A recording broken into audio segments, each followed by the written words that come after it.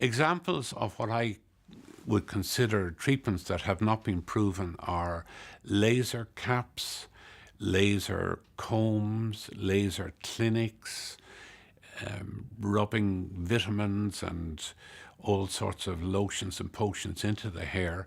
They may improve the quality of the hair, but with male pattern hair loss, it's a quantity problem, not quality. There are a lot of alternative therapies available on the market today for hair restoration. If you go into any hairdressers or pharmacy, indeed, there's a whole shelf of products that are claiming to restore your hair completely to what it was.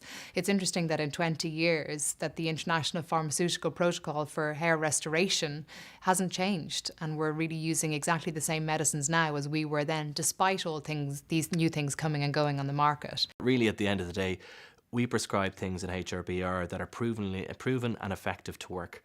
They're FDA approved, and they've been shown to have positive results in treating hair loss. The key to finding a treatment for hair loss is evidence-based medicine. Treatments that don't have science behind them are not ones that are known to work, and we use an evidence-based practice of triple therapy that we know works.